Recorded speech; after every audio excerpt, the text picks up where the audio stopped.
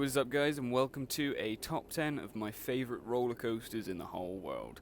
Now, technically this isn't the whole world, as it's just the ones that I've actually been on in theme parks around the world. I have been to quite a few theme parks, which is probably just under 20, which isn't actually that much, but I plan on going to much more, and there are so many rides that I do want to go on, which obviously won't be in this list, but I'll probably put a special mention of some that I still need to go on.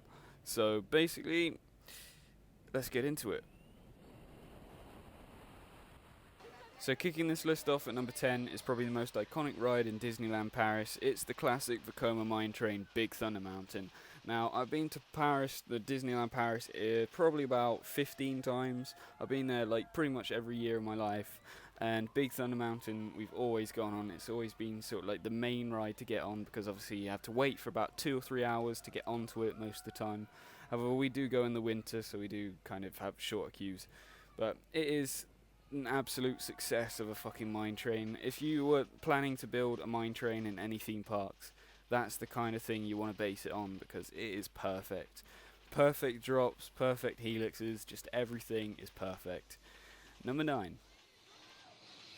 So coming in at number 9 is a slightly lesser known classic from Disney. It's in both Disney Hollywood Studios in Florida and in Paris. As I say, I'm not really sure about the rides in California, neither Shanghai or like Japan and all that kind of stuff, because I know they've got Disney over there. But that is, of course, the Vekoma LSM launch coaster, Rock and Roller Coaster. Now this one, if you guys have been on it, basically it starts out and you're in sort of a limo, and you go around that first little corner and it launches you off, which is why it's called an LSM launch coaster. And you go at top speeds of 57 miles an hour straight into a dark room with flashing lights, loud music. The vibes are just crazy. I know the one in Florida is slightly more themed than the one in Paris, but both of them are equally as good as each other. Yeah, Rock and Roller Coaster comes in at number 9. Number 8. So number 8 is another classic Disney coaster, which is Space Mountain. Now specifically, this is the one in Disneyland Paris, because the other ones, like in Florida, are absolutely shit and hurts your fucking back. But Space Mountain, now the one thing that takes me with this is the music on board. The music is perfect and syncs so well with the ride. Space Mountain, Vekoma LSM launch coaster, a fucking one of a kind. Love it. Okay, so number 7, I couldn't quite make my mind up which is better, so I put them both together at the same thing. Now I know roller coaster fans, or specifically UK roller coaster fans, will hate me for putting this so high up on the list. But basically it is Nemesis and Dragon Challenge. Now Nemesis is at Alton Towers. It's an absolute classic invert coaster. They're both made by B&M and they're both invert coasters. But they are both brilliant, like just as brilliant as they are. Dragon Challenge, I believe, is slightly faster, but yeah, Nemesis is an Alton Towers classic, and Dragon Challenge is in Universal Studios Islands of Adventure in the Harry Potter world. So yeah, I know Dragon Challenge is pretty much 2 coasters, and as I say, they're both just as good as each other. But I haven't rode them enough to really determine which is better, so I'm going to put them both at number 7. Dragon Challenge and Nemesis at number 7. So in at number 6 is probably a ride that not many people know about, and it's in a theme park called Oakwood Theme Park in Wales. And this is a ride called Speed No Limits. This is a Gerstlauer Eurofighter.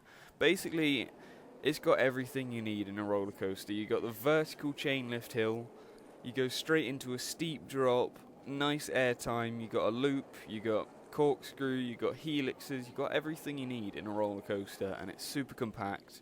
And when I went to Oakwood, I've only been to this park once, and when I went on it 6 times straight because there was no queue. And it's in like a really sort of derelict theme park. There's not really many people that go there. It's not very well kept, I'm not gonna lie. But Speed is just a perfect coaster. It's all you ever need. It's made by Gerstlauer though, which is, it's not the best of companies. But number 6, Speed No Limits. Now in at Busch Gardens there is a rather well-known roller coaster called Cheetah Hunt, and now that is number 5. The Intamin Blitz coaster, an LSM launch coaster. absolute beauty of a coaster. Obviously made by Intamin. Intamin are one of the best for really high speed rides. Reaches tops of 60 miles an hour. It's really long coaster at 4,429 feet. It's the perfect coaster that you need for speed and adrenaline. Cheetah Hunt at number 5.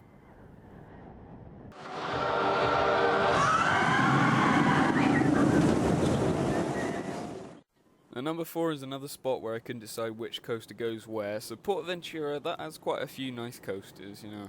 Furius Baco and Dragon Khan really did take me by surprise, both these. So Furius Baco is an Intamin wing rider coaster. It goes up to 84 miles an hour, which is super fast. Straight off the launch, it just does a normal circuit. But what took me by surprise was a surprising little corkscrew. And it did kind of jolt you quite a bit. It hurt a little bit, but that really just made the ride for me. And the fact that it's really close to the entrance, we didn't have too long of a queue either. Super good coaster, we did it multiple times. Now Dragon Khan is a normal sitting coaster made by B&M. Another really good coaster, has everything you need from loops, corkscrews, all sorts of track pieces. That is just perfect, what you need for an adrenaline junkie like me. In at number 3. So in at number 3 is Universal Studios Orlando's Ride Rockit, made by Mora Rides. Now this one is pretty much a glorified version of Oakwood Theme Park's Speed No Limits. It's got the loops, it's got the corkscrews, it's got the helixes, it's got everything you need. However, this one has onboard music which you can choose before you go onto the lift hill. Now I chose Pump It by Black Eyed Peas, and it is perfect. Just as you go into the drop, the music drops, synchronizes perfectly to it. We only did it 2 or 3 times, however, Black Eyed Peas I had to choose every single time as it is one of my favourite songs. So that's in at number 3 is Ride Rockit.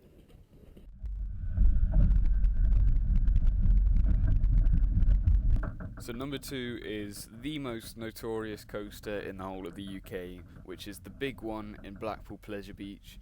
This one, made by Aerodynamics, is an amazing hypercoaster sitting at 213 feet tall, which is ridiculous, and reaches speeds of 74 miles an hour, and is also like one of the longest tracks I think in the whole of the UK, 5,497 feet, which I think is probably its selling point really. When I went to Blackpool Pleasure Beach probably about 4 or 5 years ago maybe, we only did this once I think actually, which was quite annoying.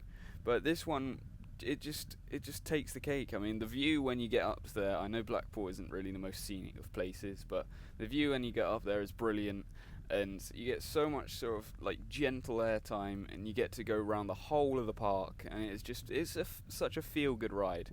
And as I say, there isn't really much that can top this in the UK. Some others might agree that such like Stealth or Colossus or other notorious coasters like that will take it, but I think the big one takes the cake for me. That's at number 2. Now let's get on to the special mentions before we get into number 1.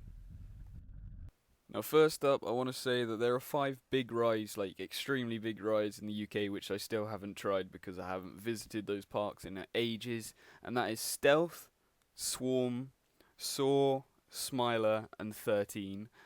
All of them, I know they are all really good rides. Maybe not Soar, I think Soar had some slightly negative reviews, but all of them I know are really good rides, and I really want to try them, so I know they would all probably deserve to be in this list. Now the main special mention is going to go to the most recently opened coaster called Taron, and now this is at Phantasialand. Now Phantasialand is the one park which I really do want to fucking go to. They've got some insanely themed rides, but Taron is on the list as the special mention. Now in at number 1, let's see if you guys have guessed it. Now, of course, we cannot have a top 10 coasters list without the all-important Shambala in Portaventura. This B&M hypercoaster is the tallest in Europe, and without a doubt the greatest in Europe. This one, I visited Portaventura earlier this year. Obviously, I did Dragon Khan and all that as well. But Shambala just takes the cake as being the best in airtime. It is just, you need to get out there and do it pretty much. I know I haven't done other big coasters in America like King Dakar and all of them, but Shambala is without a doubt the greatest that I've been on. So if you enjoyed this list, I'll be doing 3 more as well up to come. We've got top 10 theme parks, top 5 water rides, and top 10 dark rides. So if you like this vid, then bang a like down in the fucking comments, and that doesn't make any sense. So I love you and leave you. May the force be with you. Hakuna fucking Tata. Peace out.